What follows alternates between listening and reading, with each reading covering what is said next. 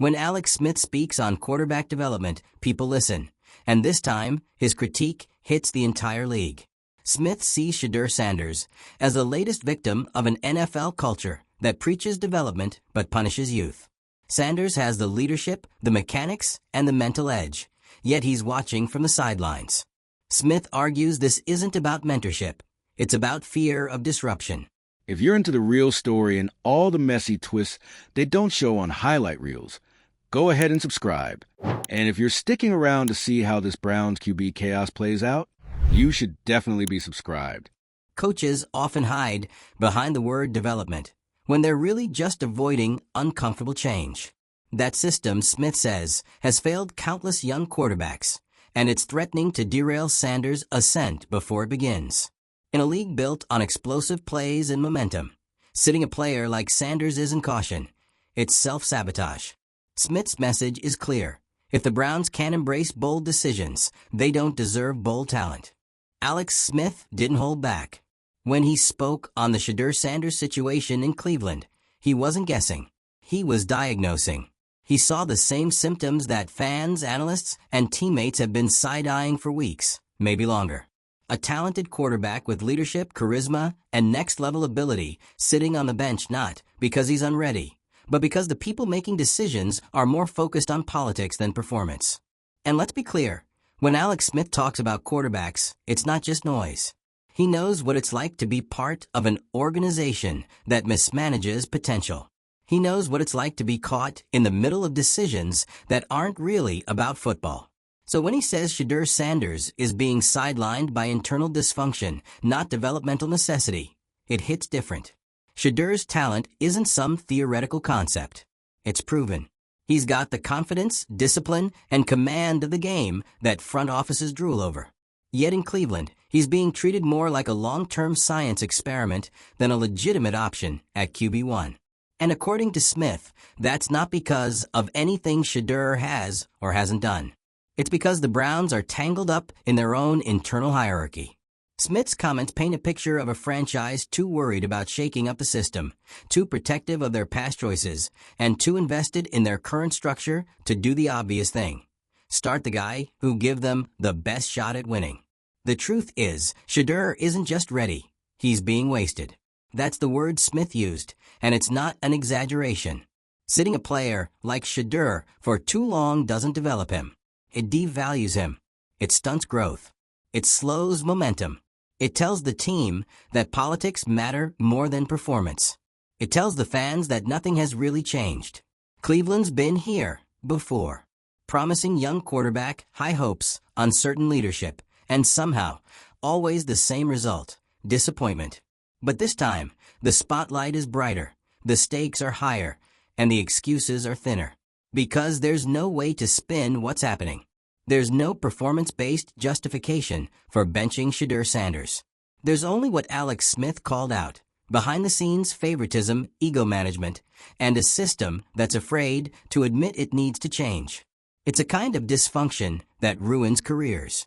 Not just players, but coaches, GMs, and entire franchise reputations. This isn't just about one quarterback. This is about how the Browns choose to move forward. Are they going to continue protecting the internal politics of the building? Or are they going to actually put their most promising player on the field and build around him? Because it's not like the current setup is lighting the league on fire. Cleveland isn't dominating. They're not climbing power rankings. They're not setting the tone. They're existing, floating.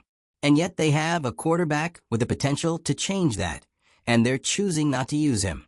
Smith likened it to trying to teach someone how to swim by having them sit on the dock and watch everyone else. That kind of development doesn't work. You don't learn how to lead an offense by observing it. You learn by running it.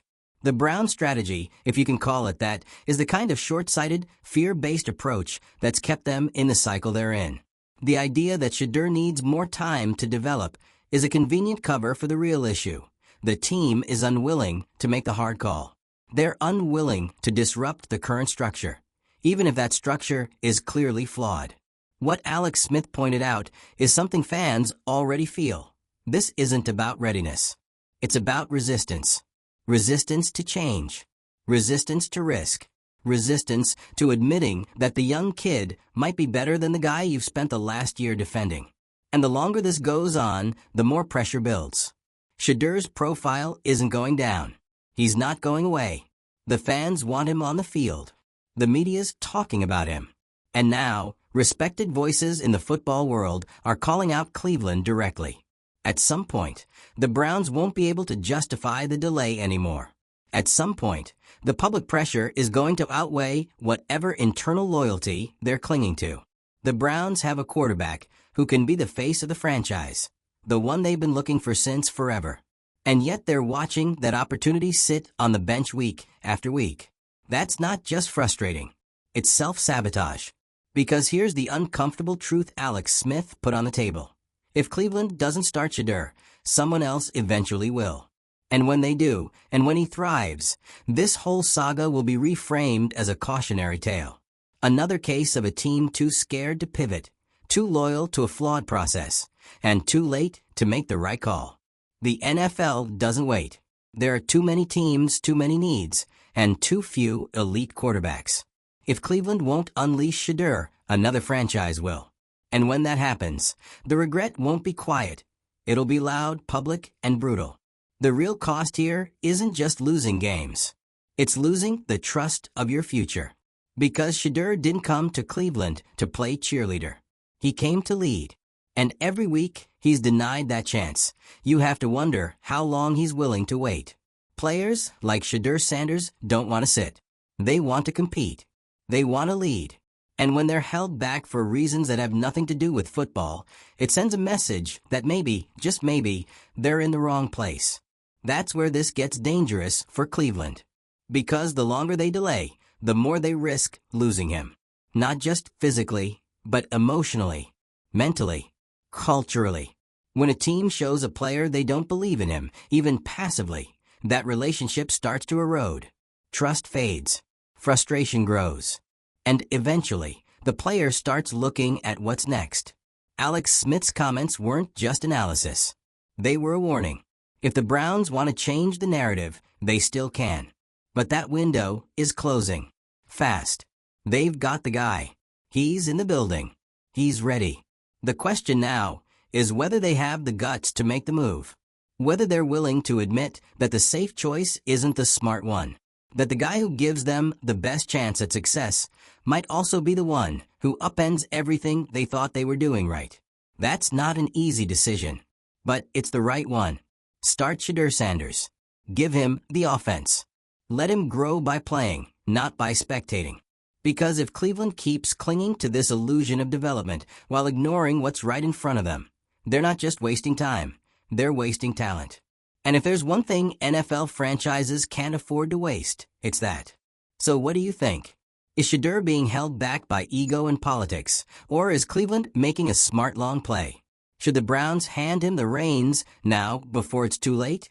Drop your thoughts in the comments. And make sure you're subscribed if you want more no-filter takes on the league's biggest stories. Because this one, it's not over yet. Not even close.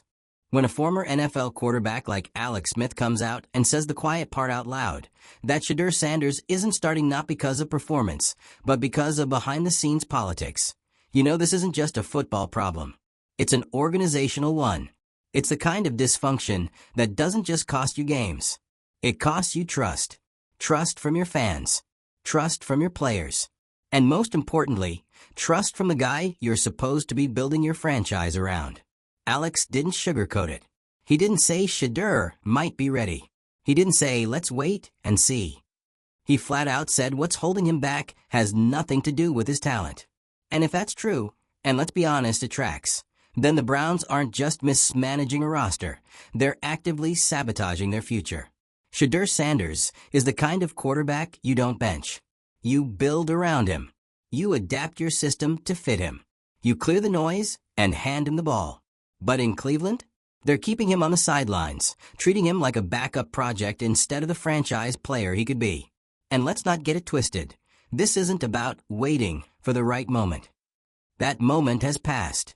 How many more games need to go by before it becomes obvious? How much longer will they lean on tired excuses about development and system fit while the actual product on the field continues to underperform? Smith's criticism points to a much deeper issue. This isn't a one-time miscalculation. This is part of a larger culture problem.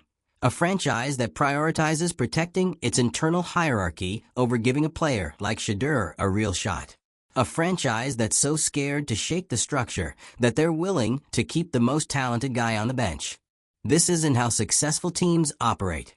When you've got a player with Shedeur's confidence, poise, and leadership, you lean in. You take the leap. You give him the reins and let him learn, grow, and evolve through actual experience, not theoretical reps in practice or sideline observation. And Shedeur isn't just another maybe. He's not one of those rookies you draft and hope pans out in 2 or 3 years. He's ready now. That's not speculation. That's what Smith, a veteran of the position, sees. That's what anyone who's watched him closely understands. The frustrating part? This whole thing reeks of fear. Fear of what happens if Shedeur isn't perfect right away. Fear of upsetting the current quarterback room.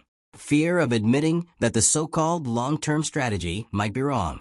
But you can't build a winning culture on fear. You build it on conviction, on confidence in your talent, on giving your best players the best opportunities. And what we're watching in Cleveland is the exact opposite. It's a team waiting for permission to act, waiting for a perfect moment that will never come. And if they're not careful, they're going to wait their way right into another rebuilding phase. One where Shedeur's not even part of the conversation anymore because some other team will have already snatched him up, developed him properly, and turned him into the star he was always meant to be. That's the core of what Alex Smith is getting at. This isn't just about whether Shedeur should be starting. It's about what it says when he isn't. It says the people in charge don't trust their own eyes. It says internal dynamics are being protected over team progress. And it says that Cleveland, even after all these years of trying to get it right, still hasn't learned how to recognize opportunity when it's staring them in the face. The thing is, Shedeur hasn't lost his edge. He hasn't shown signs of struggle or immaturity. By all accounts, he's doing everything he should be doing, showing up, putting in the work, staying ready. But that's what makes the situation even worse. Because if the guy is checking every box and still not playing, then what message does that send? To the locker room? To future draft picks? To other quarterbacks? It says you can do everything right, and it still won't matter if you're not part of the plan. That's the kind of message that fractures a culture, that builds frustration, that turns a promising season into an implosion waiting to happen. And you can feel it. The tension, the confusion, the fan base trying to stay hopeful, but getting whiplash watching their most talented player reduced to a glorified sideline accessory, while the offense sputters and stalls. There's only so long you can justify this before it becomes indefensible. Shedeur's not a secret anymore. His talent isn't a question. The longer the Browns wait, the more it looks like cowardice, not caution. It's also a dangerous precedent to set. Because once you make a habit of shelving your best young players, that becomes your identity. That becomes what agents warn clients about. That becomes what veterans whisper about in the locker room. It becomes your brand. And if the Browns let that become their reputation, there's no turning back. The cost won't just be losing Shedeur. It'll be losing the next Shedeur. The one after that. The ripple effects from this kind of hesitation are brutal and long-lasting. Alex Smith said it straight. This is a team wasting a moment, wasting a player, wasting a chance to break a cycle that's defined the franchise for decades. And for what? To protect a system that isn't working? To avoid ruffling feathers in the QB room? To stay loyal to a strategy that hasn't produced results? That's not leadership. That's stagnation. And stagnation in the NFL is a death sentence. Because while Cleveland plays it safe, other teams are taking risks. Other franchises are leaning into youth, handing the ball to rookies, and letting them take their lumps so they can grow. Not next year. Not after a multi-phase plan. Now. Meanwhile, Shedeur watches. Waits. Stays patient. But for how long? The longer this drags on, the higher the risk that he's not going to wait much longer. that he'll quietly start thinking about where else he could be, where else he could thrive, where he could start. And when that happens, Cleveland will have to watch from the outside as the quarterback they didn't believe in becomes someone else's franchise player, their leader, their spark, their future. And all they'll have left is the same tired excuses they've been repeating for years. The real tragedy won't be that Shedeur left. It'll be that he was never given a chance. So now, the ball is in Cleveland's court. The fans are watching. The league is watching. And most importantly, Shedeur is watching. Do they keep playing defense with their own quarterback room? Or do they finally go on offense and do what they should have done from the start? Start him. Build around him. Let him grow in real time. Or keep delaying until there's nothing left to delay. The NFL moves fast. Talent doesn't sit still. And neither does public pressure. You've got your guy. The only question now is, are you brave enough to let him lead? Stories like this, they don't fade quietly. They simmer. They gather steam with every press conference dodge, with every vague he's progressing statement, with every game Shedeur Sanders spends standing on the sideline, holding a clipboard while the offense flatlines. This isn't a situation that stays in-house. It's already out there. It's already exposed. And the longer the Browns try to act like this is all part of some carefully constructed master plan, the more transparent it becomes that they're just stalling. That's what Alex Smith saw. That's why he spoke up. This wasn't just some offhand remark or speculative hot take. This was a calculated warning, a message to Cleveland and any team watching, that if you keep choosing politics over performance, comfort over courage, you don't just stall a quarterback's progress, you risk becoming the very reason he succeeds somewhere else. Because here's the reality no one in that front office wants to confront. Shedeur Sanders doesn't need the Browns. He wants to play. He wants to lead. He's clearly put in the work. He's got the discipline, the vision, the presence. But he doesn't need Cleveland to become the star he's destined to be. What he needs is a franchise willing to let him do it. And if that franchise isn't this one, that clock is ticking.